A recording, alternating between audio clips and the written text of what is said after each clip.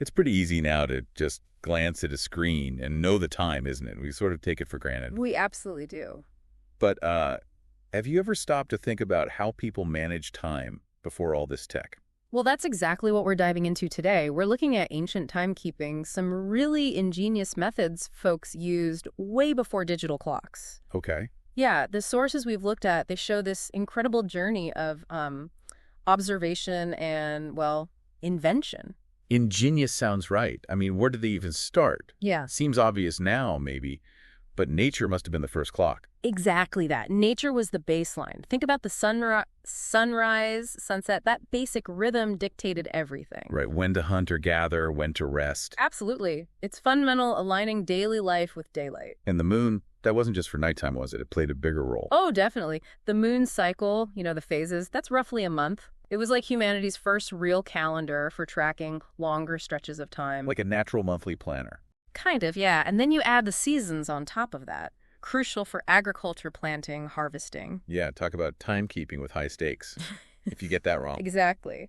So these natural cycles were the foundation, but as societies got more complex, they needed, well, finer measurements. Which leads to actual devices, right? Yeah. Like sundials. Precisely. Sundials are one of the earliest we know of. Think Egypt, maybe around 1500 BCE. Wow. So simple, though, just a shadow moving. Simple concept, but revolutionary for its time.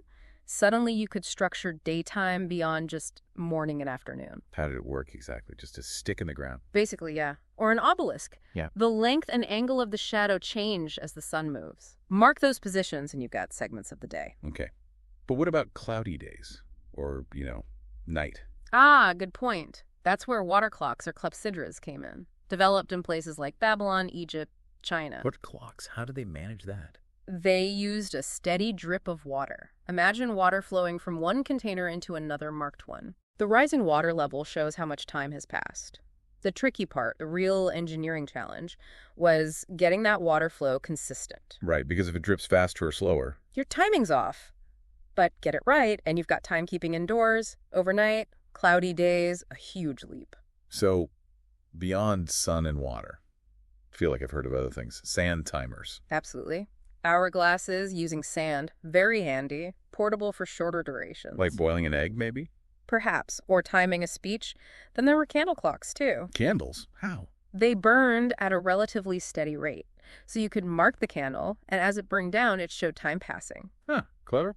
And in Asia, you had incense clocks. Some were incredibly elaborate. They didn't just burn. They might release different scents at different points. Wow, timekeeping and aromatherapy all in one.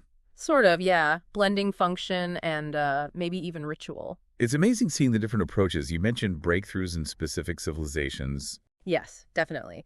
The Mayan calendar system, for instance, shows this incredibly deep, precise understanding of celestial cycles over long periods. Right, their accuracy was apparently stunning. It really was. And the Romans, great engineers, they refined sundials, made them more portable, more common. Okay.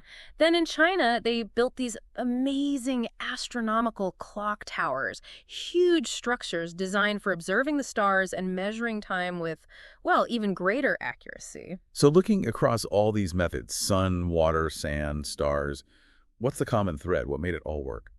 Well, if you boil it down, it seems to be a few key things. One, just incredibly keen observation of the natural world. Paying attention. Deeply paying attention.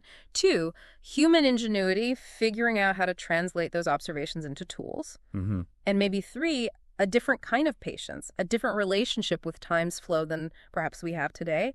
They lived with these rhythms. Yeah, it wasn't about instant digital readouts. It was embedded in the world around them. Exactly. They organized complex societies, planned agriculture, tracked the heavens, all without a single flashing LED. It really makes you think, doesn't it? Which brings us to maybe a final thought for you listening. Mm-hmm. With our phones, our smartwatches, constant precise digital time everywhere. Right. How has our own relationship with time changed compared to these older, more nature-connected ways? Right. What have we gained in all this efficiency? Right. And maybe what connection, what sense of rhythm might we have, lost along the way? Yeah. Something to ponder.